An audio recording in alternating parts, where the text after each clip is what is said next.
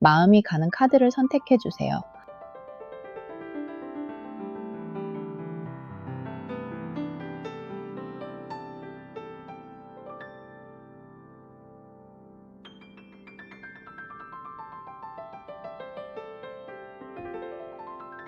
끌리는 게 두 개 있다면 연관된 이야기일 수 있으니까 둘 다 보시면 좋습니다.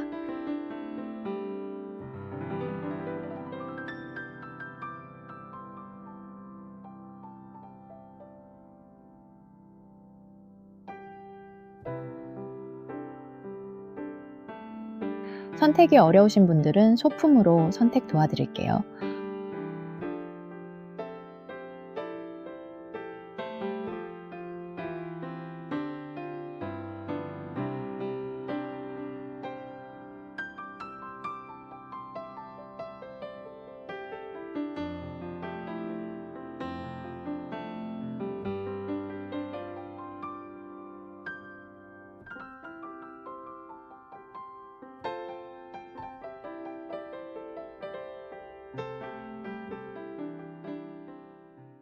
일 번부터 보겠습니다. 1번 고르신 분들, 작은 연락 하나, 짧은 말 한마디 때문에 그동안 몰랐던 사실을 알게 될 수 있네요.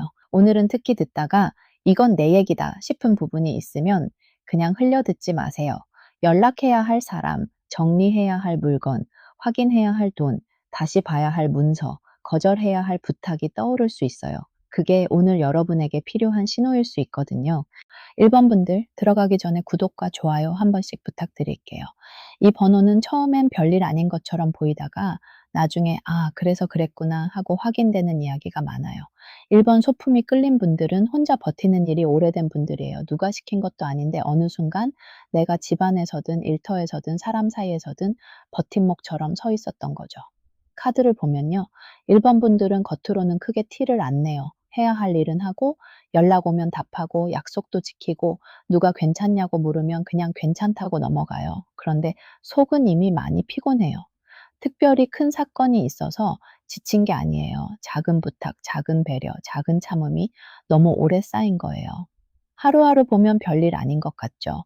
오늘 한번 대신 전화해 준 것, 내일 한번 대신 알아봐 준 것, 누구 기분 상할까 봐 말 한번 삼킨 것, 돈 이야기 불편해서 그냥 내가 낸 것, 서운했는데 웃고 넘긴 것, 그런 게 계속 쌓인 거예요. 처음엔 내가 편해서 해준 게 맞아요. 내가 하면 일이 빨리 끝나니까, 내가 말하면 싸움이 덜 나니까, 내가 챙기면 가족이 덜 불편하니까, 내가 움직이면 직장에서 일이 덜 꼬이니까. 그런데 어느 순간부터 사람들이 그걸 당연하게 봤어요. 집안에서 보면요. 부모님 일, 형제 문제, 집안 돈 문제, 병원 예약, 서류, 가족 행사, 누가 누구에게 말해야 하는 일, 누가 기분 나빠하지 않게 중간에서 풀어야 하는 일. 이런 것들이 1번 분들 앞으로 많이 왔을 수 있어요. 겉으로 보면 다 같이 하는 것처럼 보여요. 하지만 실제로 움직인 사람은 1번 분들이에요. 누가 병원 시간을 맞췄는지, 누가 서류를 찾아봤는지, 누가 형제에게 연락했는지, 누가 부모님 눈치를 보면서 말을 골랐는지 보면 결국 1번 분들이 많아요. 그 과정에서 1번 분들은 화가 나도 화난 티를 못 냈어요. 부모님에게 너무 세게 말하면 불효처럼 느껴지고, 형제에게 따지면 내가 예민한 사람처럼 보일 것 같고, 돈 이야기를 꺼내면 분위기가 불편해질 것 같아서요. 그래서 속으로만 생각했죠. '왜 나만 챙기지? 왜 나한테만 묻지? 왜 내가 말해야 하지? 왜 아무도 먼저 안 하지?' 그런 생각을 하면서도 또 움직였어요. 그게 1번 분들의 오래된 피로예요. 직장도 크게 다르지 않아요. 분명히 내 업무가 아닌데 누가 슬쩍 던져 놓고 가요. 처음엔 한 번만 도와준 거였어요. 그런데 한 번이 두 번 되고 두 번이 습관이 됐죠. 어느 순간부터 사람들은 그 일을 내 몫처럼 생각해요. "네가 빠르잖아. 네가 하면 깔끔하잖아. 이번만 좀 봐 줘. 너 아니면 이거 정리 안 돼. 이건 네가 제일 잘 알잖아." 처음 들을 때는 인정받는 느낌도 있었을 거예요. 누군가 나를 믿어주는 것 같고 내가 필요한 사람처럼 느껴졌을 수 있어요. 그런데 시간이 지나면 그 말이 부담으로 바뀌어요. 칭찬처럼 들렸던 말이 사실은 일을 넘기는 말이었다는 걸 알게 되거든요. 1번 분들은 일을 잘하는 사람으로 보이지만 그만큼 일을 거절하는 게 어려운 사람이기도 해요. 내가 안 하면 일이 엉망이 될 것 같고 괜히 내가 빠지면 다들 불편해할 것 같고 나중에 내 평판이 나빠질까 봐 걱정돼요. 그래서 또 해요. 또 맡아요. 또 정리해요. 그러고 집에 오면 아무것도 하기 싫어요. 밥도 대충 먹고 씻는 것도 귀찮고 휴대폰만 보다가 잠드는 날도 있었을 거예요. 쉬는 것 같은데 쉬는 게 아니에요. 몸은 누워 있는데 머리는 계속 돌아가요. 사람 관계에서도 보여요. 필요할 때만 다정한 사람이 있어요. 내가 힘들다고 하면 대충 듣고 넘어가는데 본인이 힘들면 아주 길게 말하는 사람, 내가 연락을 늦게 보면 서운해 하면서 정작 내가 필요할 땐 바쁘다고 하는 사람, 밥값, 선물, 작은 비용, 시간 쓰는 일에서는 내가 한 번 더 내고, 내가 한 번 더 맞추고, 내가 한 번 더 참는 일이 있었어요. 1번 분들은 그걸 알면서도 바로 끊지 못했어요. 관계가 불편해지는 게 싫고 내가 차가운 사람처럼 보이는 게 싫고 그동안 쌓인 정도 있고 괜히 한번 말 꺼냈다가 더 귀찮아질까 봐요. 그런데 카드에서는 이제 이 방식이 계속 가면 안 된다고 나와요. 맨 앞에 산신님이 계세요. 산신님은 급하게 뛰어나가라는 쪽이 아니에요. 소리 지르라는 것도 아니고 당장 다 끊으라는 것도 아니에요. 대신 뿌리를 보게 해요. 지금 문제가 오늘 갑자기 생긴 게 아니에요. 오래전부터 반복된 방식이에요. 1번 분들은 불편한 분위기를 오래 못 견뎌요. 누가 서운해하면 내가 먼저 풀어주고, 누가 힘들어하면 내가 먼저 들어주고, 누가 화나 있으면 내가 먼저 조심해요. 내가 조금 불편해져도 주변이 조용하면 된다고 생각하는 습관이 있어요. 이 습관이 한때는 분명 도움이 됐어요. 관계를 지켜줬고, 집안이 깨지는 걸 막아줬고, 직장에서 문제를 빨리 정리하게 해줬어요. 그런데 지금은 그 습관이 1번 분들을 지치게 만들고 있어요. 싫다고 말해야 할 때 못 말해요. 힘들다고 말해야 할 때 웃어요. 부담된다고 말해야 할 때 괜찮다고 해요. 돈이 부담되는데 괜찮은 척하고 시간이 없는데 맞춰주고 기분이 상했는데 아무렇지 않은 척해요. 이게 오래됐어요. 한번 참은 건 작은 일이죠. 근데 계속 참으면 내 생활이 남 중심으로 움직여요. 내 일정은 뒤로 밀리고 내 감정은 나중으로 밀리고 내 쉬는 시간은 없어져요. 그러다 어느 순간 내가 왜 이렇게 피곤한지도 모르겠어요.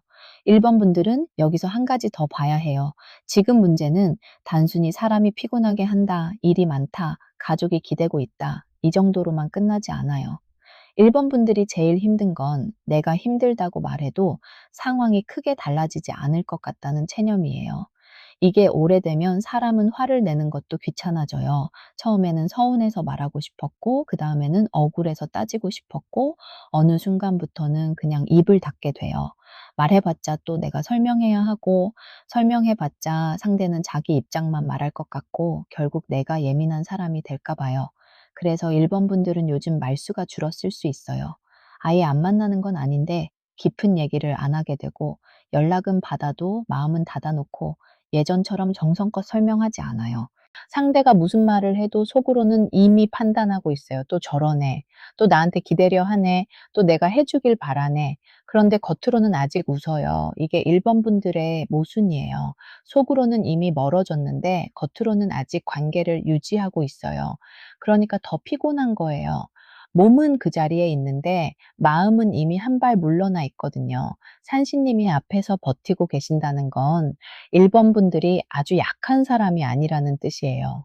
오히려 오래 버틴 사람이에요. 쉽게 무너졌다면 여기까지 오지도 못했어요. 그런데 강한 사람도 계속 기대는 사람이 많아지면 무너져요.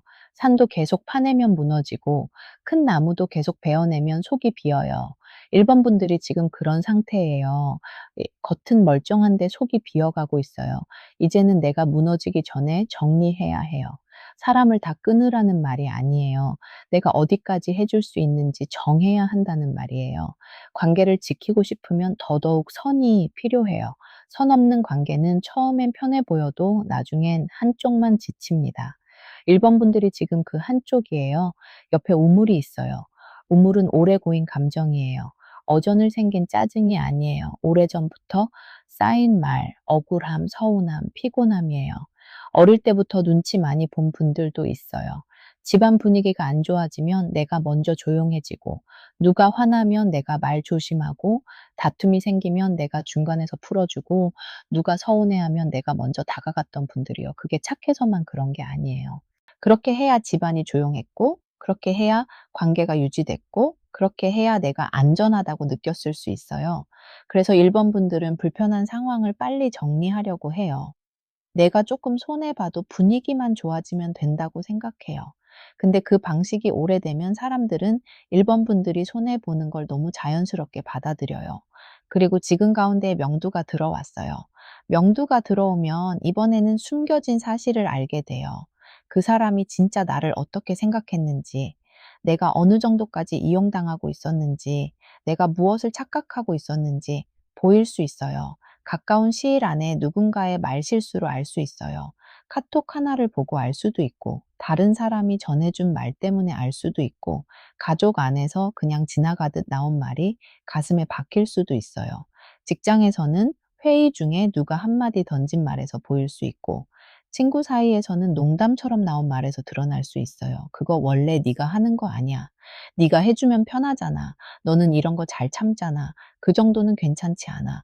왜 갑자기 예민하게 굴어? 네가 하면 빨리 끝나니까. 다들 네가 하는 줄 알았지. 이런 말이 나올 수 있어요. 그 말 자체는 짧아요.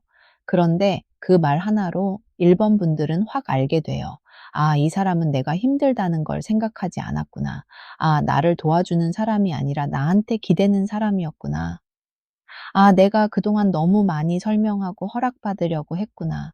아, 나는 이 관계에서 계속 혼자 책임지고 있었구나. 명두는 상대만 보여주는 게 아니에요. 내 착각도 같이 보여줘요. 내가 잘하면 상대도 언젠가 알아주겠지. 내가 참으면 관계가 좋아지겠지. 내가 조금 더 버티면 나중에 보상받겠지. 내가 힘들다는 걸 굳이 말하지 않아도 상대가 알아차리겠지. 이 생각이 틀렸을 수 있어요. 사람은 내가 말하지 않으면 몰라요. 알아도 안 바꾸는 사람도 있어요. 내가 힘든 걸 알아도 본인이 편하니까 계속 부탁하는 사람도 있어요. 이걸 인정하면 속상하죠. 그런데 이걸 알아야 다음이 바뀌어요. 가까운 시일 안에 1번 분들은 누가 내 편인지, 누가 필요할 때만 내 편인 척하는지 보게 될 수 있어요. 아주 큰 사건으로 오는 게 아니라 작은 말에서 보여요. 내가 거절했을 때 상대가 어떻게 반응하는지 보세요. 내가 아프다고 했을 때 진짜 걱정하는지, 아니면 자기 부탁이 밀린 것만 아쉬워하는지 보세요. 내가 바쁘다고 했을 때 기다려주는지, 아니면 잠깐이면 되잖아 하면서 밀고 들어오는지 보세요. 이게 명도예요. 내가 보지 않으려고 했던 걸 보게 만드는 거예요. 1번 분들이 특히 조심해야 할 사람은 평소에는 다정한데 내가 선을 그으면 갑자기 차가워지는 사람이에요. 평소에는 고마운 척하고 나를 이해하는 척하고 내가 좋은 사람이라고 말해요. 그런데 내가 이번엔 어렵다고 하면 얼굴이 바뀌어요. 말투가 식고 답장이 늦어지고 은근히 죄책감을 줘요. 그런 사람은 1번 분들의 마음이 아니라 1번 분들의 역할을 좋아했던 걸 수 있어요. 내가 해주는 것, 내가 들어주는 것, 내가 맞춰주는 것을 좋아했던 거죠. 가족 안에서도 비슷하게 볼 수 있어요. 가족이라서 더 어렵지만 가족이라고 해서 모든 걸 내가 떠안아야 하는 건 아니에요.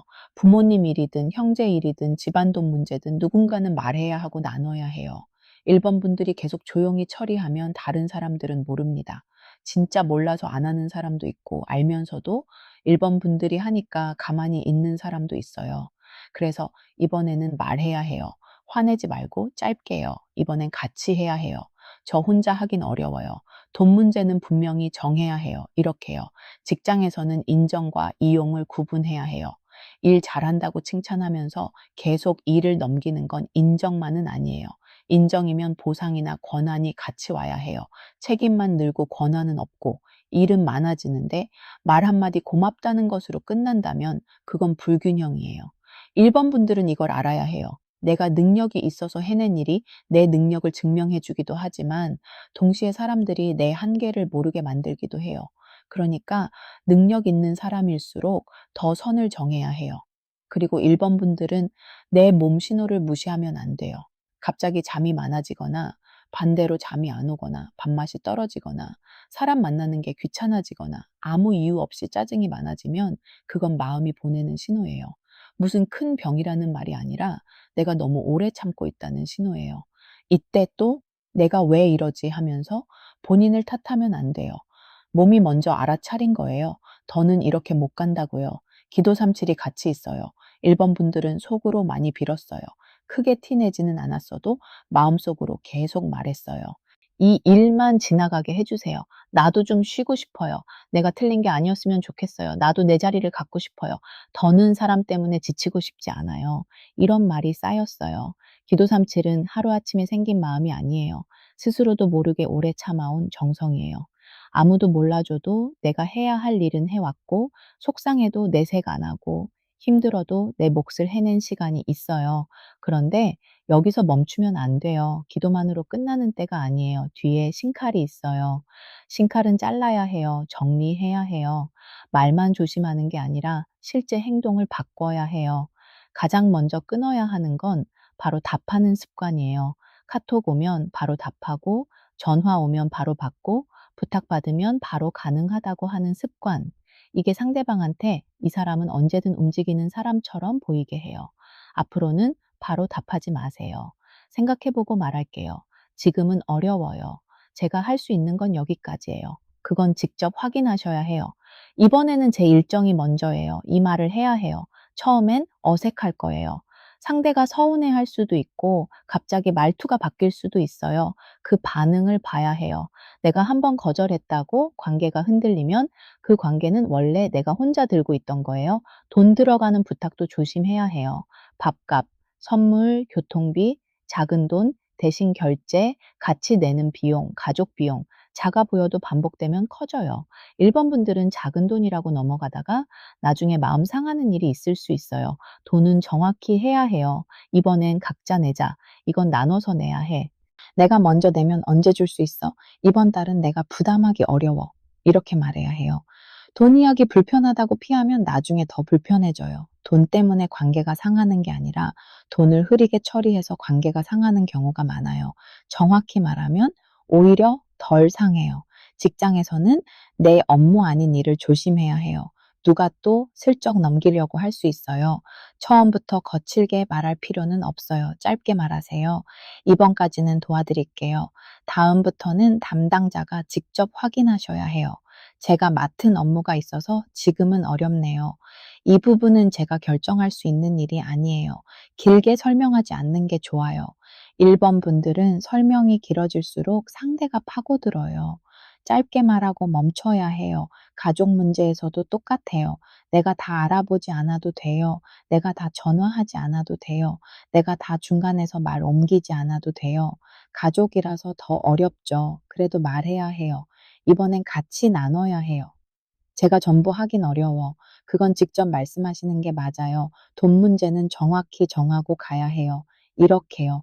풍경이 뒤에 있어요. 풍경은 큰 사건보다 작은 알림이에요.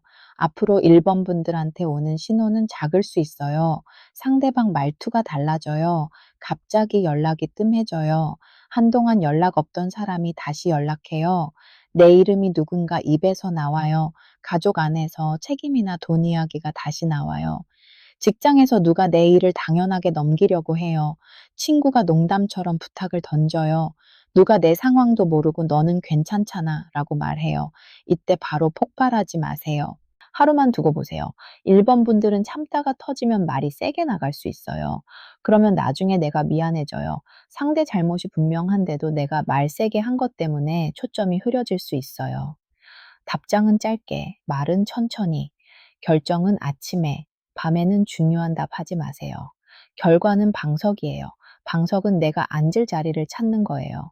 내가 계속 서서 남들 챙기던 상태에서 벗어나는 거예요. 직장에서는 업무 범위가 정리될 수 있어요. 내가 할 일과 안 할 일이 나뉠 수 있어요. 가족 안에서는 내가 어디까지 도울 수 있는지 말하게 돼요. 관계에서는 내가 더 이상 끌려다니지 않게 돼요.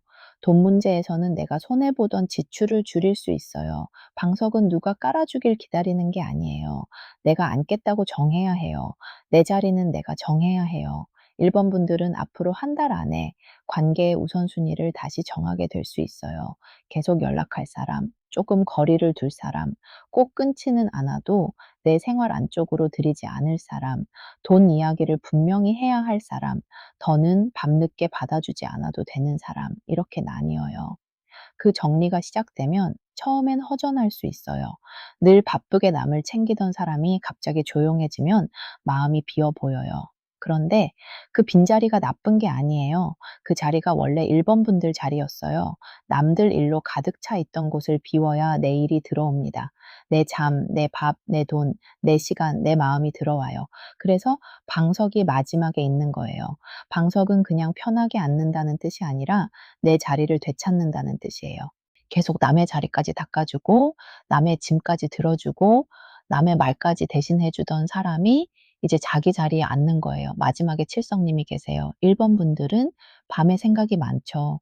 잠들기 전에 지난 말 떠올리고, 상대 표정 생각하고, 내가 잘못했나 계산하고, 앞으로 어떻게 해야 하나 머리를 계속 써요. 밤에는 판단이 과해져요. 마음이 약해지거나 반대로 화가 커져요. 중요한 문자는 아침에 하세요. 중요한 결정도 아침에 다시 보세요. 밤에는 몸을 쉬게 해야 해요. 1번 분들 현실 행동 정리해 드릴게요. 이번 주 안에 연락처나 메시지함을 정리하세요. 불편한 사람을 바로 차단하라는 말은 아니에요. 알림을 꺼도 되고, 대화방을 숨겨도 되고, 내가 매번 먼저 확인하던 걸 멈춰도 돼요. 먼저 챙기던 사람을 조금 뒤로 빼보세요. 작은 부탁 하나를 거절해 보세요. 큰 거절부터 하지 마세요. 아주 작은 것부터요. 오늘은 어려워요. 지금은 안 될 것 같아요. 생각해 보고 말할게요. 이 정도면 돼요. 거절한 뒤 상대 반응을 보세요. 내가 한 번 거절했다고 갑자기 화내거나 서운한 티를 과하게 내면 그 사람은 내 편한 마음보다 자기 편한 상황을 더 중요하게 본 거예요. 잠들기 전에 물 한 잔 떠놓고 딱 한 문장만 말해 보세요.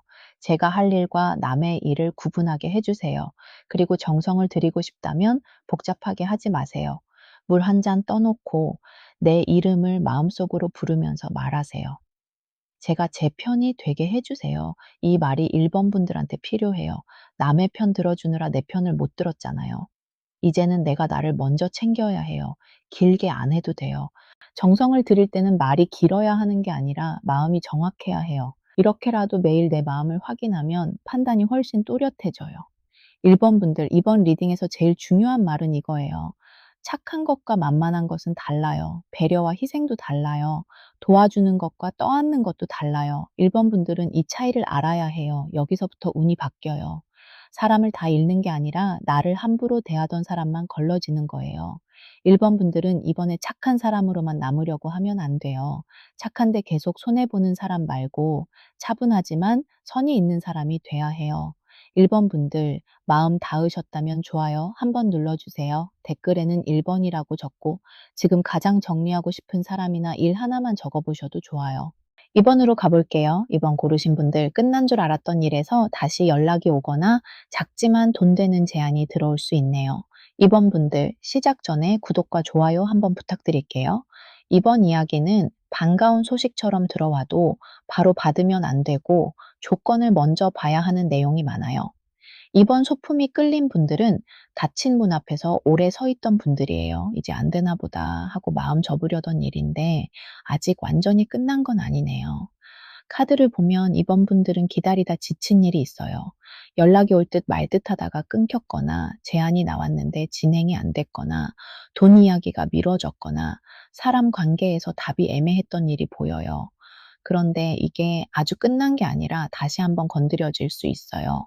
문자 하나, 전화 하나, 지인 통해에 들어오는 말 하나로 다시 확인하게 되는 쪽이에요.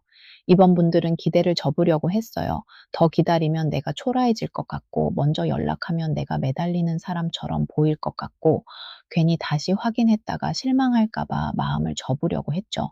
그런데 마음을 완전히 접지는 못했어요. 생각 안 하려고 해도 가끔 떠올라요. 그 일 어떻게 됐을까? 그 사람은 왜 연락이 없을까? 그때 내가 조금 더 밀어붙였으면 달라졌을까? 그 돈은 받을 수 있을까? 그 제안은 진짜였을까? 이런 생각이 있었을 거예요. 이번 분들은 여기서 더 깊이 봐야 해요. 다시 오는 연락이나 제안이 있다고 해서 그게 무조건 과거가 반복된다는 뜻은 아니에요. 다만 이번에는 이전과 다르게 받아야 해요. 예전에 내가 흐렸던 부분을 이번에는 분명히 해야 하고, 예전에 상대 말만 믿었던 부분을 이번에는 문서나 문자로 남겨야 하고, 예전에 감정 때문에 흔들렸던 부분을 이번에는 조건으로 봐야 해요. 이번 분들은 기다림이 길었던 분들이 많아요. 기다리는 동안 마음이 여러 번 바뀌었을 거예요. 처음에는 기대했어요. 곧 연락 오겠지, 곧 해결되겠지, 곧 답이 나오겠지. 그러다 시간이 지나면서 불안해졌고, 나중에는 자존심이 상했어요. 내가 먼저 물어보면 너무 조급해 보일까봐, 괜히 붙잡는 사람처럼 보일까봐 참았죠. 그러다 어느 순간에는 이제 됐다 하고 접으려 했어요. 그런데 접으려는 순간에 다시 움직이는 게 보여요. 이게 이번 분들에게 조금 얄밉게 느껴질 수 있어요. 내가 기다릴 때는 조용하더니 내가 마음을 정리하려고 하니까 다시 연락이 와요. 내가 다른 길을 보려고 하니까 예전 문이 다시 열리는 시기예요. 이때 이번 분들은 마음이 흔들릴 수밖에 없어요. 사람이라면 당연해요. 기다렸던 일이니까요. 미련이 있던 일이니까요. 가능성이 없다고 생각했는데 다시 가능성이 생긴 것처럼 보이니까요. 그런데 여기서 바로 뛰어들면 안 돼요. 이번 리딩은 다시 온다보다 다시 와도 확인해야 한다가 더 중요해요. 앞에 미륵불이 있어요. 미륵불은 포기했던 일이 다시 살아나는 쪽이에요. 완전히 새로 처음부터 시작하는 것보다 이미 한 번 나왔던 말, 이미 한 번 연결됐던 사람, 이미 한 번 시도했던 일이 다시 나올 수 있어요. 전에 지원했던 곳에서 연락이 올 수 있어요. 문의만 하고 사라진 손님이 다시 물어볼 수 있어요. 끊긴 지인이 다시 안부를 묻고요. 돈 이야기가 미뤄졌던 사람이 다시 연락할 수 있어요. 보류됐던 계약이나 약속이 다시 테이블 위로 올라올 수 있어요. 전에 팔리지 않던 물건이나 서비스에 다시 관심이 붙을 수 있어요. 연애 쪽으로 보면 예전 사람이 다시 말을 걸 수 있어요. 아무렇지 않은 안부처럼 시작할 수 있어요. 잘 지내? 요즘 뭐 해? 생각나서 연락했어. 갑자기 내 생각이 났어. 그때 내가 좀 그랬지. 이런 식으로 가볍게 올 수 있어요. 근데 이번 분들은 그 말만 듣고 마음을 열면 안 돼요. 그 사람이 다시 시작하고 싶은 건지, 그냥 외로운 건지, 내가 아직 반응하는지 확인하는 건지 봐야 해요. 말은 다정할 수 있어요. 그런데 다정한 말이 항상 책임 있는 마음은 아니에요. 연락이 왔다고 해서 그 사람이 변한 건 아니에요. 과거에 흐지부지 했던 사람이면 이번에도 흐릴 수 있어요. 그래서 말보다 행동을 봐야 해요. 다시 만나고 싶다고 하면 언제 볼 건지 말해야 해요. 미안하다고 하면 무엇이 미안한지 말해야 해요. 생각났다고 하면 앞으로 어떻게 하고 싶은지 보여야 해요. 그게 없으면 그냥 감정 확인일 수 있어요. 일적으로 보면 보류된 제안이 다시 살아날 수 있어요. 전에 말만 나오고 끝난 프로젝트, 가격이 맞지 않아 멈춘 일, 일정 때문에 미뤄진 일, 누가 소개한다고 해놓고 조용했던 일이 다시 올 수 있어요. 전에 이력서를 넣어놓고 답이 없던 곳에서 연락이 오거나 이미 뽑은 줄 알았던 자리에 다시 공백이 생겨서 연락이 올 수도 있어요. 전에 협의하다가 멈춘 일이 다시 조건을 바꿔서 올 수도 있고요. 처음에는 크게 보이지 않아도 작은 일 하나가 다음 일로 이어질 수 있어요. 돈 쪽으로 보면 작은 돈부터 들어올 수 있어요. 받을 돈 일부, 미뤄진 정산, 작은 환급, 중고거래, 부업문의, 당위 외주, 아는 사람을 통한 작은 일, 큰 돈부터 기대하기보다 작게 들어오는 걸 잘 잡아야 해요. 그런데 옆에 장막이 있어요. 다시 온다고 해서 전부 좋은 건 아니에요. 아직 안 보이는 조건이 있어요. 상대가 좋은 말만 할 수 있어요. 내가 듣고 싶은 말만 할 수 있어요. 돈 문제는 나중에 말하자고 할 수 있어요. 일단 시작해보자고 할 수 있어요. 정확한 책임 범위를 흐릴 수 있어요. 이번 분들은 이런 말 조심하세요. 일단 해보고 나중에 정하자. 돈은 나중에 맞춰줄게. 이번만 도와줘. 너니까 말하는 건데 아직 확정은 아니지만 네가 먼저 움직여줘. 나중에 잘 챙겨줄게. 처음엔 작게 하고 나중에 키우자. 이런 말이 나오면 바로 멈춰야 해요. 친한 사람이어도 멈춰야 해요. 가까운 사람일수록 돈과 조건이 더 헷갈려요. 이번 분들은 반가운 마음이 먼저 올라올 수 있어요. 드디어 연락 왔다. 드디어 움직인다. 드디어 나한테도 기회가 온다. 그 마음은 이해돼요. 그런데 반가움 때문에 확인을 빼먹으면 안 돼요. 미륵불이 앞에 있다는 건 분명 다시 살아나는 게 있어요. 그런데 장막이 같이 있다는 건 아직 다 보여주지 않는다는 뜻이에요. 상대가 일부만 말할 수 있고 좋은 부분만 먼저 꺼낼 수 있어요. 이번 분들이 듣고 싶어 하는 말만 먼저 줄 수도 있어요. 일이나 돈에서는 이런 식으로 올 수 있어요. 처음에는 간단한 일이라고 말해요. 그런데 들어가 보면은 생각보다 시간이 많이 들어요. 처음에는 "금방 끝나."라고 해요. 그런데 수정이 계속 붙어요. 처음에는 작게 시작하자고 해요. 그런데 책임은 처음부터 크게 줘요. 처음에는 "나중에 챙겨 줄게."라고 해요. 그런데 나중이 언제인지 아무도 몰라요. 이번 분들은 이 말을 특히 조심해야 해요, 나중에. 이 한 단어요. "나중에 돈 줄게." "나중에 얘기하자." "나중에 정하자." "나중에 잘 챙겨 줄게." "나중에 확정되면 말해 줄게."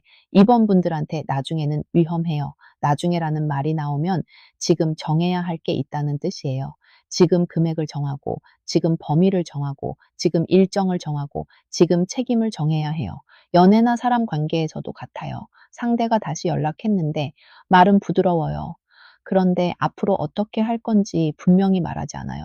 보고 싶다고는 하는데 언제 보자는 말은 없고, 미안하다고는 하는데 무엇이 미안한지는 흐리고, 다시 잘해보고 싶다는 느낌은 주는데 실제 행동은 없어요.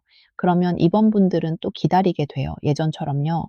이번에는 기다리는 방식으로 가면 안 돼요. 상대가 말만 던지고 빠지면 이번 분들이 또 생각을 이어붙이게 돼요. 이 말은 무슨 뜻이지? 아직 마음이 있다는 건가? 내가 답을 잘못했나? 이러면서요. 그건 이번 분들 마음만 소모돼요. 그래서 이번에는 질문해야 해요. 다그치라는 게 아니에요. 확인하라는 거예요. 그래서 어떻게 하고 싶은 거야? 언제 이야기할 수 있어? 이번에는 뭐가 달라졌어? 나는 애매한 건 어렵다. 이렇게 말해야 해요. 일에서는 가격표가 필요하고, 관계에서는 기준이 필요하고, 돈에서는 기록이 필요해요.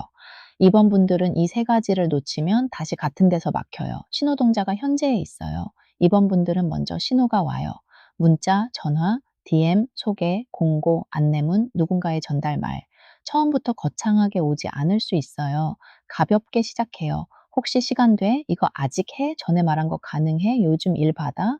아는 사람이 찾고 있는데 혹시 관심 있어? 잠깐 이야기 가능해? 이런 식이에요. 중요한 건 연락의 분위기가 아니라 목적이에요. 왜 지금 연락했는지를 봐야 해요. 상대가 진짜 나를 생각해서 연락한 건지, 필요한 게 있어서 연락한 건지, 돈이나 일을 부탁하려는 건지, 관계를 다시 시작하고 싶은 건지, 그냥 외로워서 내 반응을 확인하는 건지, 이걸 구분해야 해요. 특히 연락이 갑자기 부드럽게 오면 조심하세요. 오래 조용하던 사람이 갑자기 다정하면 마음이 흔들리죠. 그런데 다정함 뒤에 부탁이 붙을 수 있어요. 돈 부탁, 시간 부탁, 감정 부탁, 일 부탁. 그걸 확인해야 해요. 맞이굿이 들어와요. 이번 분들은 준비가 필요해요. 기회가 와도 준비가 없으면 못 받아요. 일 관련이면 이력서, 포트폴리오 소개글, 상품 설명, 가격표, 계좌, 일정표를 정리하세요. 누가 물어봤을 때 바로 보낼 수 있어야 해요. 정리해서 보내드릴게요 하고 며칠 지나면 기회가 식을 수 있어요. 자영업이나 프리랜서라면 상품 설명을 다시 써보세요. 가격이 애매하면 가격표를 만드세요. 문의가 왔을 때 바로 설명할 수 있게요.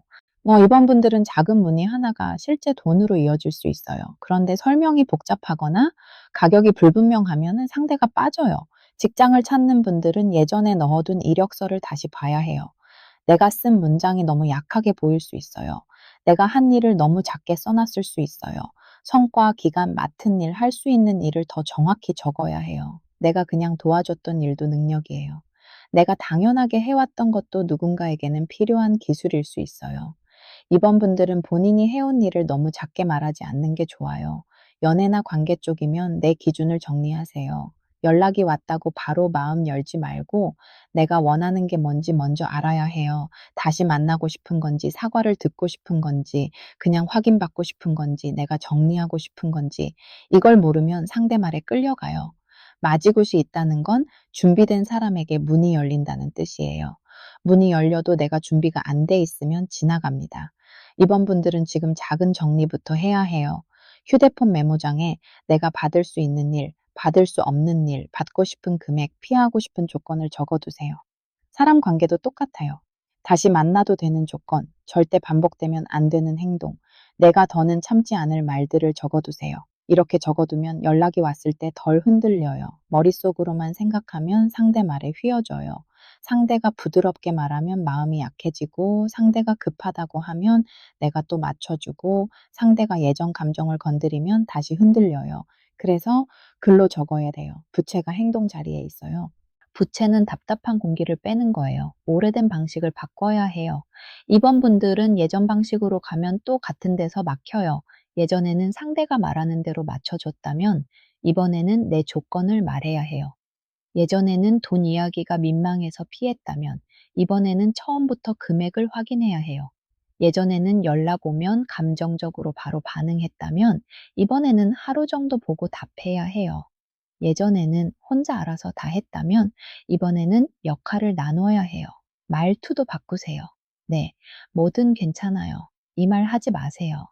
가능해요. 대신 범위는 여기까지예요. 일정은 맞출 수 있어요. 금액은 이 정도로 봐야 해요. 다시 이야기할 수는 있어요. 그런데 예전 문제는 짚고 넘어가야 해요. 도와드릴 수는 있지만 무료로는 어려워요. 이렇게 말해야 해요. 부채가 있어서 이번 분들은 공기를 바꿔야 해요. 답답한 관계, 답답한 일, 답답한 돈 문제에서 말이 돌고 돌았다면 이번에는 창문을 여는 것처럼 분명히 해야 해요. 말을 흐리면 또 답답해져요. 이번 분들이 원하는 건 사실 복잡한 게 아니에요. 정확한 답이에요. 될 거면 된다, 안 될 거면 안 된다, 얼마면 얼마다, 언제면 언제다, 어디까지면 어디까지다. 이걸 원하는 거예요. 그런데 상대가 그걸 주지 않는다면 이번 분들이 계속 기다릴 이유가 없어요. 장지가 외부에 있어요. 문서가 중요해요. 말로만 하면 안 돼요. 계약서, 문자, 카톡, 메일, 신청서, 견적서, 입금 내역, 캡처. 이런 걸 남기세요. 이번 분들은 말로 했잖아. 때문에 곤란해질 수 있어요. 상대가 나중에 다르게 기억할 수 있고 일부러 모른 척할 수도 있어요. 그러니까 좋게 이야기하더라도 기록은 남겨야 해요. 이건 의심이 아니라 내 보호예요. 돈이 들어가면 더 그래요. 입금일, 금액, 일정, 수수료, 나눠 갖는 비율, 책임 범위. 이걸 대충 넘기면 나중에 불편해져요. 상대가 친한 사람이면 더 적어두세요. 친한 사람하고 돈 문제 생기면 더 말하기 어려워요. 처음에 정리해두면 오히려 관계가 덜 상해요. 결과에는 제동자가 있어요. 제동자는 작은 돈, 작은 선물, 작은 기회 쪽이에요. 큰 돈이 한 번에 들어오는 게 아니라 먼저 작은 게 와요. 소액 입금, 작은 환급, 미뤄진 정산, 새로운 부업 문의, 중고거래 성사, 작은 선물, 지인이 소개해준 일, 당이 아르바이트나 외주, 오래전 빌려준 돈 일부 회수. 이번 분들은 작은 돈이라고 무시하지 마세요. 작은 돈이 들어오면서 다음 일이 이어질 수 있어요. 근데 공짜 노동은 조심해야 해요. 작아도 남는 게 있어야 해요. 기준은 간단해요. 내 시간만 빠지고 남는 게 없으면 거절. 작아도 돈이나 경험이나 연결이 남으면 검토. 상대가 애매하게 말하면 보류, 조건을 분명히 말하면 진행, 제동자가 마지막 쪽에 있으니까 작게라도 들어오는 건 있어요. 다만 그 작은 걸 잘 받는 태도가 중요해요. 작은 돈이 들어왔다고 바로 써버리지 마세요. 작은 제안이 왔다고 무조건 잡지 마세요. 작은 연락이 왔다고 마음을 다 열지 마세요. 작을수록 더 정확히 봐야 해요. 작은 게 쌓여서 커질 수도 있지만 작은 손해가 반복돼서 큰 손해가 될 수도 있어요. 마지막에 용광님이 계세요. 용광님은 돈, 이동, 기회와 가까워요. 이번 분들은 멈춰 있던 게 다시 움직일 가능성이 커요. 근데 물은 잡지 않으면 흘러가요. 들어온 제안도 기록해야 하고, 돈도 확인해야 하고, 일정도 정리해야 해요. 용광님이 마지막에 계시니까 이번 분들은 물길이 움직여요. 돈이든 연락이든 일이든 멈춰 있던 게 다시 흐를 수 있어요. 그런데 물길은 막힌 곳을 정리해야 흐릅니다. 오래된 메일함 저장만 해둔 공고, 답장 안 한 메시지, 정리 안 된 계좌, 미뤄둔 정산, 말로만 남은 약속. 이런 걸 다시 확인하세요. 이번 분들은 새로운 기회가 오나요? 보다 이미 왔다가 멈춘 걸 다시 살릴 수 있나요? 가 더 가까워요. 아예 없던 게 갑자기 하늘에서 떨어지는 것보다 전에 스쳤던 게 다시 돌아오는 쪽이에요. 그래서 과거의 기록을 봐야 해요. 예전 대화방, 예전 메일, 예전 명함, 예전 지원서, 예전 문의. 거기에 실마리가 있어요. 이번 분들 현실 행동 정리해 드릴게요. 이번 주 안에 예전에 멈춘 일 하나를 다시 확인하세요. 예전 메일, 문자, 지원서, 거래처, 지인 저장해둔 공고, 문의 왔다가 끊긴 사람. 그중 하나는 다시 볼 필요가 있어요. 누가 연락 오면 바로 기뻐하지 말고 조건을 물어보세요. 일정은 어떻게 돼요? 금액은 어느 정도예요? 제가 맞는 범위가 어디까지예요? 이 세 가지는 꼭 확인하세요. 집 안창문도 열고 환기하세요. 막힌 공간에서 생각하면 판단도 답답해져요. 실제로 공기를 바꾸면 머리가 덜 복잡해져요. 그리고 돈 관련해서는 계좌 내역 한번 보세요. 새는 돈이 있어요. 자동 결제, 구독료, 잊고 있던 소액 결제, 안 쓰는 서비스가 있을 수 있어요. 이번 분들은 들어오는 돈도 중요하지만 새는 돈 잡는 게 먼저일 수 있어요. 정성을 들이고 싶다면 방을 환기한 뒤에 해보세요. 창문 열고 오래된 공기 빼고 책상 위에 물 한 잔 놓고 이렇게 말하세요. 헛된 말은 지나가고 진짜 도움이 되는 길만 남게 해주세요. 이번 분들은 말 많은 기회보다 실제로 남는 기회가 필요해요. 달콤한 말보다 입금되는 돈, 정해진 일정, 분명한 조건이 필요합니다. 이번 분들은 다시 시작할 수 있어요. 다만 이번에는 똑같이 당하면 안 돼요. 반가워도 조건을 보고 좋아 보여도 기록을 남기고 작아도 내 몫을 챙겨야 해요. 이번 분들 도움되셨다면 좋아요 눌러주세요. 댓글에는 2번이라고 적고 다시 연락 왔으면 하는 일이나 사람 하나만 적어보셔도 좋아요. 3번으로 가보겠습니다. 3번 고르신 분들 정리 안 한 사람, 안 버린 물건, 끝내지 않은 말 때문에 계속 마음이 무거워질 수 있네요. 3번 분들 시작 전에 구독과 좋아요 한 번씩 부탁드릴게요. 3번은 듣기 편한 말만 하진 않을게요. 대신 지금 정리하면 확실히 가벼워지는 쪽으로 볼게요. 3번 소품이 끌린 분들은 마음 안에 아직 씻기지 않은 일이 있어요. 끝났다고 말은 했는데 물건 하나나 이름 하나만 봐도 다시 마음이 내려앉는 분들이에요. 카드를 보면 3번 분들은 더 붙잡아서 좋아지는 때가 아니에요. 사람이든 기억이든 집 안에 남은 물건이든 하나는 정리해야 해요. 겉으로는 괜찮다고 했지만 혼자 있을 때 다시 생각나는 일, 가족 안에서 아무도 말하지 않지만 계속 불편한 문제, 예전 사람과 연결된 사진이나 대화방 같은 게 아직 마음을 잡고 있을 수 있어요. 3번 분들은 조금 더 깊이 들어가야 해요. 3번은 단순히 정리하세요, 버리세요, 청소하세요로 끝나는 번호가 아니에요. 3번 분들이 붙잡고 있는 건 물건만이 아니라 그때의 내 마음이에요. 그 사람이 준 물건을 못 버리는 게 아니라 그때의 나를 못 떠나보내는 거예요. 그 대화방을 못 지우는 게 아니라 혹시 다시 이어질지도 모른다는 마음을 못 끊는 거예요. 끝난 일인데도 계속 현재처럼 느껴지는 이유가 있어요. 마무리가 없었기 때문이에요. 사과를 못 들었거나 설명을 못 들었거나 내가 하고 싶은 말을 못 했거나 너무 갑자기 끝났거나 내가 참은 채로 덮었거나 이런 일은 시간이 지나도 마음에 남아요. 사람들은 시간 지나면 괜찮아져 라고 하지만 제대로 마무리되지 않은 일은 시간이 지나도 모양만 바뀌어요. 낮에는 괜찮다가 밤에 올라오고 바쁠 때는 잊었다가 혼자 있을 때 다시 생각나요. 앞에 불사 할머니가 계세요. 오래 버틴 사람한테 나오는 카드예요. 쉽게 무너지는 분들은 아니에요. 근데 오래 버틴 사람일수록 내가 어디까지 다쳤는지 모를 때가 있어요. 계속 괜찮다고 말하면 진짜 괜찮은 줄 알아요. 근데 몸은 이미 알고 있어요. 특정 사람 이름만 봐도 기분이 가라앉아요. 어떤 장소만 지나가도 마음이 불편해요. 예전 메시지만 봐도 속이 답답해요. 잠깐 괜찮다가도 혼자 있으면 다시 생각나요.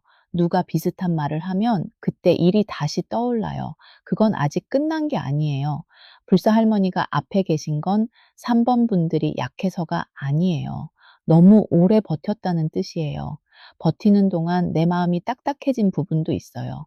누가 위로해줘도 잘 안 들어오고, 누가 괜찮냐고 물어도 깊게 말하지 않고, 혼자 알아서 정리하려고 해요. 그런데 혼자 정리하려고 하니까 계속 머릿속에서만 반복돼요. 해원동자가 옆에 있어요.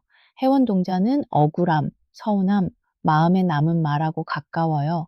3번 분들은 누군가에게 못 들은 사과가 있을 수 있어요. 또는 내가 해야 했는데 못한 말이 있을 수 있어요. 그때 왜 그랬냐고 묻고 싶었던 일, 나도 힘들었다고 말하고 싶었던 일, 그 말은 너무 상처였다고 말하고 싶었던 일, 나는 아직도 그게 이해가 안 된다고 말하고 싶었던 일, 이런 말이 마음 안에 남아 있어요. 해원동자가 있어서 억울한 마음이 분명히 있어요. 3번 분들은 누군가에게 "그때 나는 정말 힘들었어." 라고 말하고 싶었을 수 있어요. 그런데 말하지 못했죠. 말하면 싸움이 될 것 같아서, 말해 봤자 상대가 인정 안 할 것 같아서 내가 더 초라해질까 봐요. 그래서 마음속으로만 수십 번 말했을 거예요. "그때 네가 그렇게 말하면 안 됐어. 나는 그때 정말 외로웠어. 나도 참고 있었어. 왜 항상 내 마음은 나중이었어. 왜 나는 설명도 못 듣고 끝나야 했어." 이런 말이요.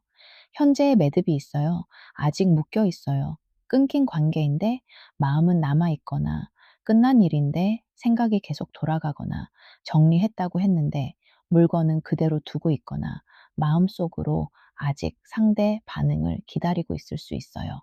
3번 분들 중에는 연락처를 못 지운 분들이 있어요. 사진을 못 지웠고요. 선물을 못 버렸고요. 예전 대화방을 계속 열어보기도 해요. 가족 문제를 말하지 않고 덮어뒀고, 돈 문제를 정확히 끝내지 않았고, 사과받아야 할 일을 그냥 넘겼을 수 있어요. 이런 게 남아있으면 앞으로도 계속 마음을 건드려요. 매듭이 있다는 건 그 말들이 아직 묶여 있다는 뜻이에요. 3번 분들은 겉으로는 끝났다고 해도 마음은 아직 사건 속에 묶여 있을 수 있어요. 그래서 비슷한 사람이 나타나면 예전 상처가 같이 올라와요. 누가 답장을 늦게 하면 예전 사람이 생각나고, 누가 약속을 흐리면 예전 일이 떠오르고, 누가 내 말을 대충 들으면 오래된 서운함까지 같이 터져요. 이건 지금 사람만의 문제가 아니에요. 예전 상처가 같이 반응하는 거예요. 살풀이가 숨은 원인에 있어요. 이건 머리로 이해한다고 끝나는 게 아니에요. 몸을 움직여야 풀려요. 방 청소, 물건 정리, 오래된 메시지 삭제, 안 입는 옷 버리기, 예전 물건 치우기, 이런 현실 행동이 필요해요. 3번 분들은 특히 물건이 중요해요. 볼 때마다 생각나는 물건이 있으면 그게 계속 마음을 잡아요. 옛날 선물, 사진, 종이, 영수증, 옷, 액세서리, 향수, 편지, 이런 것들이요. 버리기 어렵다면 바로 버리지 않아도 돼요. 일단 박스에 넣어서 눈에 안 보이게 치우세요. 매일 보이는 곳에 두는 게 제일 안 좋아요. 그래서 살풀이가 필요해요. 머리로 이해하는 것만으로는 부족해요. 그 사람도 사정이 있었겠지 하고 머리로 정리해도 몸은 아직 긴장해요.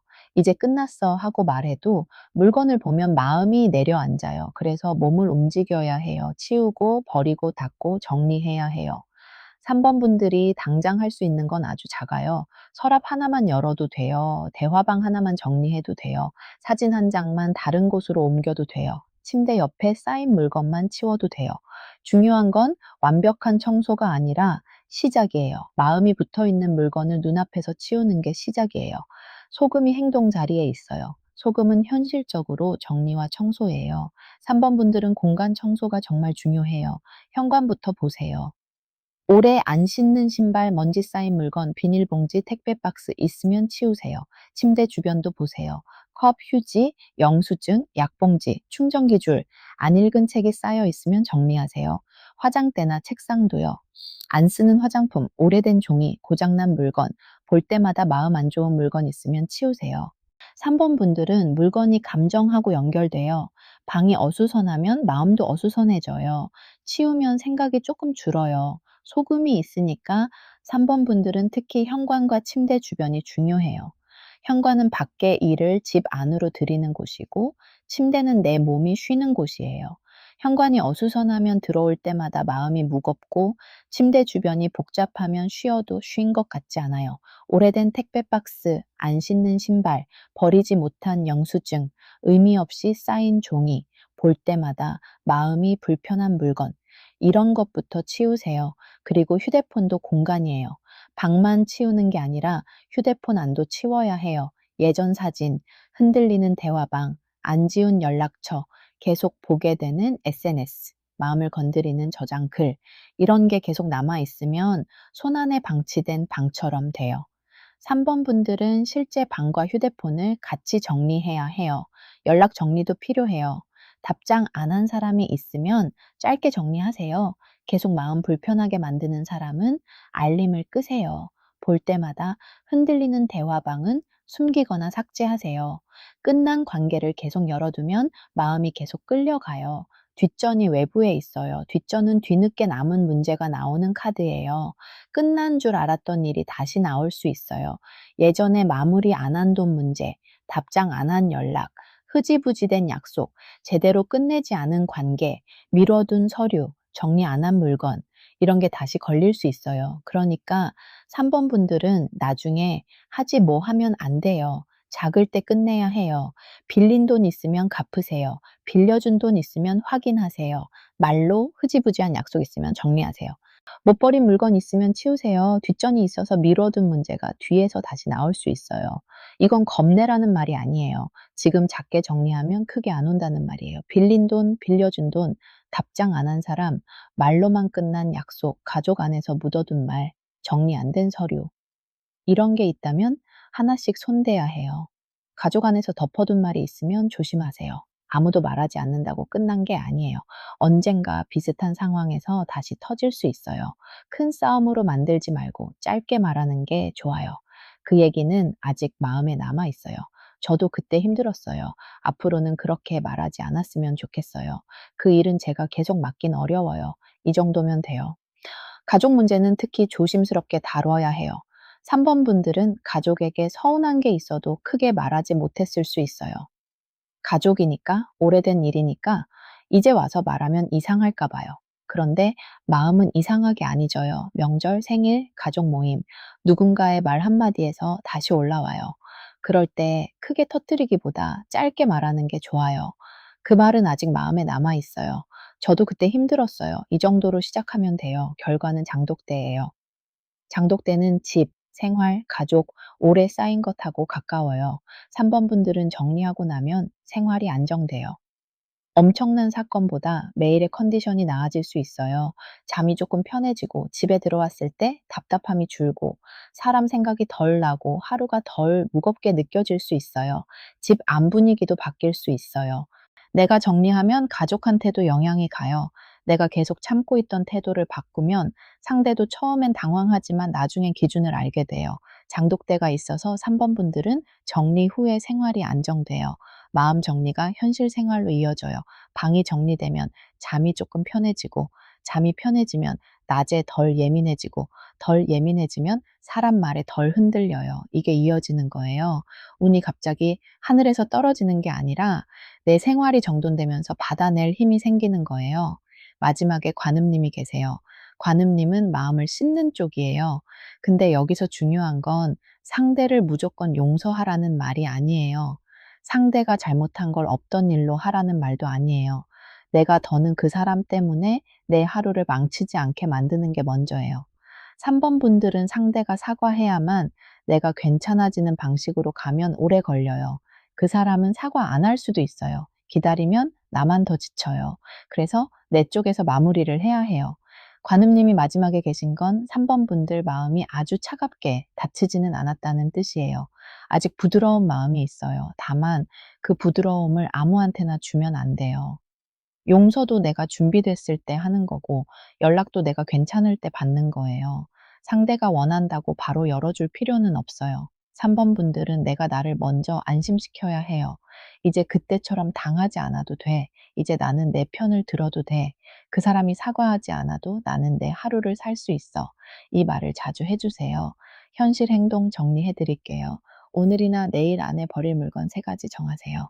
작아도 돼요. 오래된 종이, 안 쓰는 물건, 볼 때마다 마음 불편한 것, 그거부터 치우세요. 마음에 남은 사람 이름을 종이에 한번 써보세요. 보내지 않아도 돼요. 그 사람한테 하고 싶었던 말을 딱 한 줄만 적고 접어두세요. 머릿속으로만 반복하지 말고 밖으로 꺼내야 해요. 잠들기 전에 휴대폰 조금 일찍 내려놓으세요. 3번 분들은 밤에 생각이 길어지면 다음 날까지 몸이 무거워져요. 잠들기 전 깨끗한 물 한 잔 떠놓고 이렇게 말해보세요. 제 마음에 남은 무거운 생각을 오늘은 내려놓게 해주세요. 정성을 들이고 싶다면 물 한 잔을 떠놓고 방불을 조금 낮추고 아주 조용히 말하세요. 제 마음에 남은 말들이 제 몸을 더 아프게 하지 않게 해주세요. 3번 분들에게 필요한 건 억지로 있는 게 아니에요. 내 마음이 더는 그 기억 하나에 묶여 살지 않게 하는 거예요. 치성을 크게 들이라는 말이 아니에요. 내가 내 마음을 정확히 보는 시간이 필요하다는 뜻이에요. 3번 분들은 정리하면 좋아져요. 정리 안 하면 계속 찝찝하고 정리하면 바로 가벼워져요. 특히 집 안 정리와 연락 정리가 같이 필요해요. 3번 분들 마음 닿으셨다면 좋아요 눌러주세요. 댓글에는 3번이라고 적고 내가 이제 정리하고 싶은 것 하나만 적어보셔도 좋아요. 4번으로 가겠습니다. 4번 고르신 분들. 피하고 있던 책임이나 제한을 결국 마주하게 될 가능성이 커요. 4번 분들, 풀이 들어가기 전에 구독 한번 눌러두시면 좋아요. 이 번호는 좋아 보이는 제한도 책임이 같이 붙어 있어서 끝까지 듣고 판단하셔야 해요. 4번 소품이 끌린 분들은 본인이 생각한 것보다 주변에서 기대하는 게 큰 사람이에요. 나는 조용히 있고 싶은데 이상하게 중요한 일이나 결정이 내 앞으로 오는 경우가 많죠. 카드를 보면 4번 분들은 피하고 있던 역할이 다시 앞으로 나와요. 회사에서는 중요한 일이나 책임지는 자리, 가족 쪽에서는 부모님 문제나 집안 결정, 개인적으로는 미뤄둔 진로 선택이 될 수 있어요.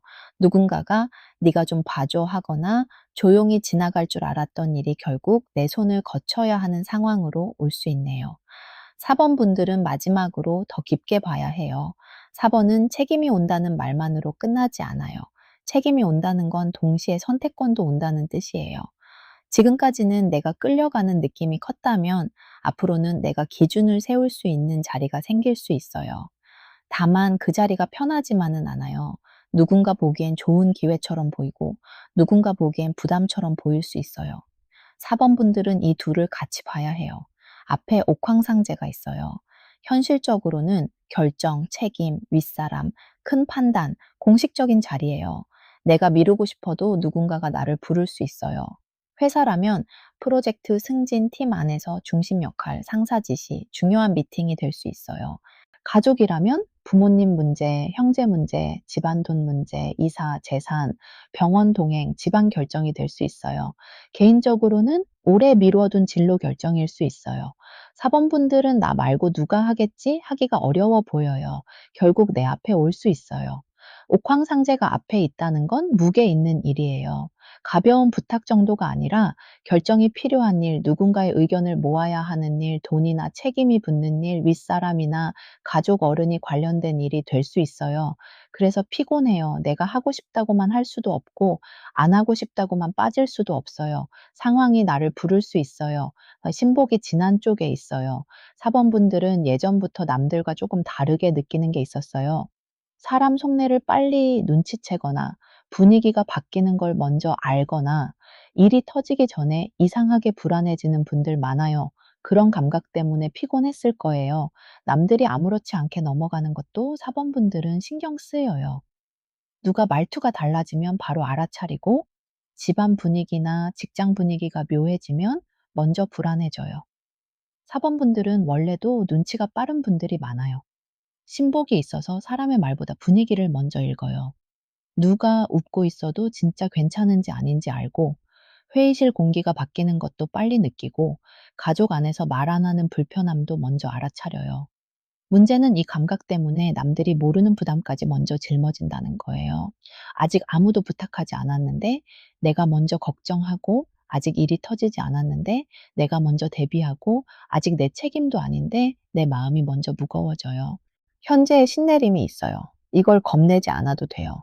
현실적으로 보면 내가 피하던 능력이나 역할을 인정하게 되는 시기예요. 내가 잘하는 게 있어요. 사람을 보는 눈일 수도 있고, 정리하는 능력일 수도 있고, 책임지는 힘일 수도 있고, 어려운 상황에서 중심 잡는 태도일 수도 있어요.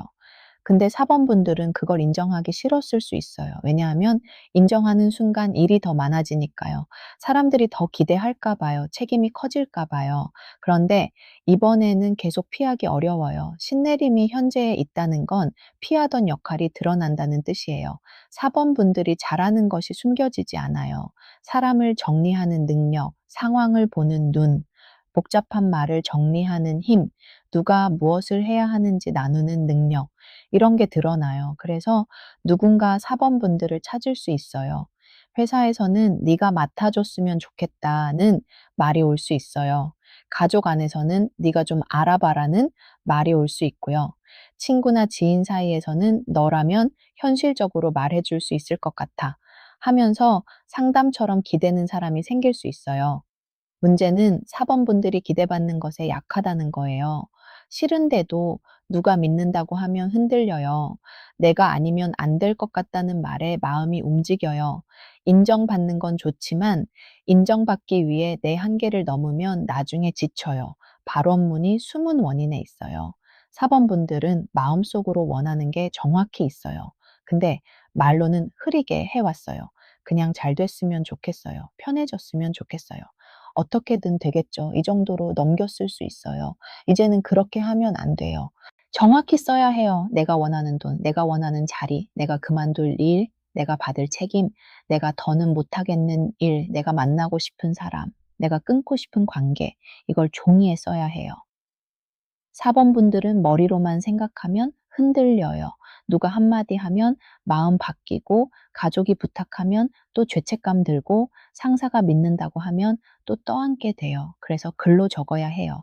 발원문이 있으니까 이번에는 원하는 것을 정확히 써야 해요. 사범분들은 마음속으로 원하는 게 분명해요. 돈을 더 받고 싶다. 책임을 나눴으면 좋겠다. 내 시간을 지키고 싶다. 무조건 희생하지 않고 싶다. 좋은 자리는 원하지만 애매한 책임은 싫다. 이런 마음이 있어요. 그런데 겉으로는 흐리게 말했을 수 있어요. 괜찮아요. 맞춰볼게요. 제가 해볼게요. 이렇게요. 이제는 그 말이 위험해요. 괜찮지 않은데 괜찮다고 하면 상대는 진짜 괜찮은 줄 알아요. 맞춰볼 수 없는데 맞춰보겠다고 하면 나중에 내 몸이 무너져요. 해볼 수 없는 일까지 해보겠다고 하면 책임이 내 앞으로 와요. 법장이 행동에 있어요. 법장은 기준이에요. 사범분들은 누군가를 따라가는 것보다 내가 기준을 세워야 해요. 여기까지는 할 수 있어요. 이건 못해요. 이 조건이면 가능해요. 그건 제 책임이 아니에요.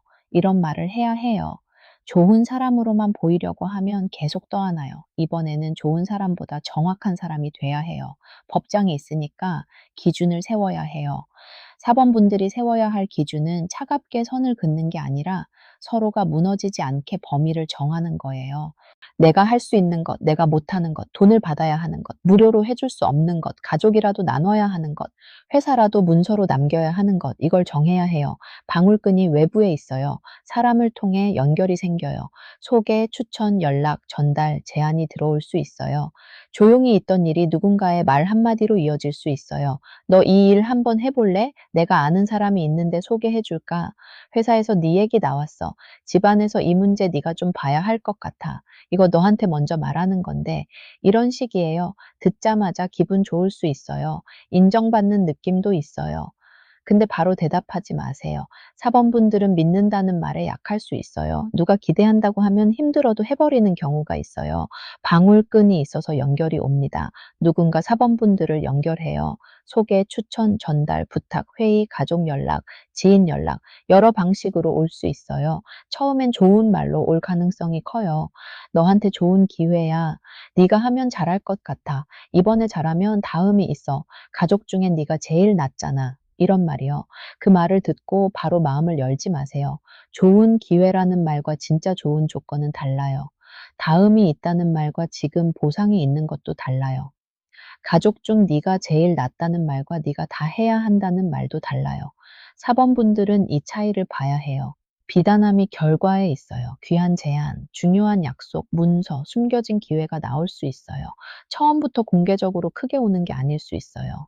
조용히 개인적으로 전달될 수 있어요. 근데 귀한 제안이라도 조건이 있어요. 책임도 같이 와요. 돈이 커 보이면 일이 많을 수 있어요. 자리가 좋아 보이면 사람 관리가 힘들 수 있어요. 가족 문제라면 감정 노동이 클 수 있어요. 관계라면 상대가 나한테 기대는 게 많을 수 있어요. 그래서 조건을 확인해야 해요. 언제까지 해야 하는지, 내가 맞는 범위가 어디까지인지, 돈은 어떻게 되는지, 문제가 생기면 누가 책임지는지, 중간에 그만둘 수 있는지, 이걸 봐야 해요. 비단함이 결과에 있으니까 귀한 제안은 맞아요. 하지만 비단함은 닫혀 있잖아요. 안에 뭐가 들었는지 열어봐야 알아요. 겉은 좋아 보여도 안에 책임이 너무 클 수 있고, 겉은 조용해 보여도 안에 좋은 조건이 숨어 있을 수 있어요. 그래서 열어보고 판단해야 해요. 말만 듣고 판단하지 말고 조건을 봐야 해요. 돈은 얼마인지, 기간은 언제까지인지, 내가 맞는 범위는 어디까지인지, 문제가 생기면 누가 책임지는지, 중간에 그만둘 수 있는지, 내 이름이 어디까지 들어가는지, 이걸 봐야 해요. 마지막에 대신 할머니가 계세요. 현실 상담, 집안 문제, 돈 문제, 인연 정리하고 가까워요. 사범분들은 혼자 다 결정하려고 하면 무거워져요. 믿을 만한 어른, 경험 있는 사람, 실제로 계산해 줄 수 있는 사람하고 의논하세요. 위로만 하는 사람 말고 현실적으로 물어봐 주는 사람이 필요해요. "돈은 얼마 받아? 계약서는 있어? 네가 어디까지 맡아? 그 사람이 책임지는 건 뭐야? 네가 손해 보는 건 없어?" 이렇게 물어봐 주는 사람이 좋아요. 대신 할머니가 마지막에 계시니까 혼자 결정하지 않는 게 좋아요. 사범분들은 머리가 빠르게 돌아가서 혼자 결론 내리기 쉬워요. 그런데 이번에는 현실적인 사람에게 물어보세요. 위로만 해주는 사람 말고 숫자와 조건을 봐주는 사람. 그거 돈은 맞아? 계약은 있어? 네가 너무 많이 하는 거 아니야? 이렇게 물어봐 주는 사람이 필요해요. 사범분들은 앞으로 책임을 피하는 게 답이 아니에요. 다만 책임을 제대로 받는 게 답이에요. 받을 거면 조건을 보고 받고, 못할 거면 처음부터 못한다고 말하고, 해줄 거면 범위를 정하고, 중요한 건 문서로 남겨야 해요. 사범분들에게 이번 리딩의 핵심은 이거예요. 내가 중심이 되는 건 맞아요. 하지만 내가 다 떠안는 건 아니에요. 중심이 된다는 건 기준을 세운다는 뜻이지, 모든 짐을 혼자 든다는 뜻이 아니에요. 현실 행동 정리해 드릴게요. 이번 주 안에 종이에 세 줄만 쓰세요. 내가 원하는 것, 내가 그만둘 것, 내가 책임질 것. 이 세 줄이면 돼요. 중요한 제안이나 연락이 오면 바로 대답하지 마세요. 조건을 문자나 문서로 남기세요. 말로만 한 약속은 나중에 바뀔 수 있어요. 가족이나 일 때문에 계속 떠맡은 게 있다면 하나는 내려놓겠다고 말해 보세요. 이건 제가 계속 하긴 어려워요. 제가 할 수 있는 건 여기까지예요. 이 부분은 같이 나눠야 해요. 이렇게요. 정성을 들이고 싶다면 종기에 세 줄을 쓰세요. 내가 받을 책임, 내가 거절할 책임, 내가 원하는 보상, 그리고 그 종이를 접어두고 물 한 잔 옆에 놓아 보세요. 제게 오는 자리와 책임을 분별하게 해주세요. 이렇게 말하면 돼요. 사범분들은 무조건 큰 걸 받아야 하는 게 아니라 내 삶을 망치지 않는 방식으로 받아야 해요. 사범분들은 책임이 커질 수 있어요. 근데 인정도 같이 와요. 편한 선택은 아니에요. 하지만 피하면 더 무거워지고 받아들이면 내 이름으로 남는 일이 생겨요. 사범분들 도움 되셨다면 좋아요와 구독 부탁드릴게요. 댓글에는 4번이라고 적고 지금 내가 피하고 있는 책임이 뭔지 한 줄만 적어 보셔도 좋아요. 그리고 간절한 소원 있으신 분들은 고정 댓글 카톡으로 맞춤, 부적이나 비방 문의 천천히 주셔도 돼요. 무조건 오시라는 말 아니에요. 정말 마음 닿는 분만 천천히 오시면 돼요. 오늘 네 번호를 다시 정리해 보면요. 1번 분들은 더는 아무렇지 않은 척하면 안 돼요. 작은 말 하나에서 진짜 관계가 보이고 거절 한 번에서 상대의 태도가 보여요. 이번엔 내 자리를 찾아야 해요. 2번 분들은 다시 오는 연락이나 제안을 반가움만으로 받으면 안 돼요. 조건, 금액, 일정, 책임 범위를 확인해야 해요. 작은 돈과 작은 기회가 들어올 수 있지만 기록해야 내 것이 돼요. 3번 분들은 마음에 남은 사람과 물건을 같이 정리해야 해요. 방, 휴대폰, 대화방, 사진, 오래된 종이 이런 것들이 마음과 연결돼 있어요. 치우면 생각도 줄어들어요. 4번 분들은 책임이 오지만 그 책임을 어떻게 받을지 내가 정해야 해요. 좋은 제안처럼 보여도 조건을 봐야 하고, 가족이나 일에서 떠안던 역할은 나눠야 해요. 생각만 오래 하면 상황은 안 바뀌어요. 문자 하나 보내기, 방 한 칸 치우기, 조건 하나 적어두기, 부탁 하나 거절하기, 내가 원하는 것 한 줄 쓰기, 이런 작은 행동이 먼저예요. 오늘 여기까지 함께 해주셔서 고맙습니다. 마음에 닿은 번호가 있다면 댓글에 남겨주시고 좋아요와 구독으로 다음 풀이도 함께 해주세요.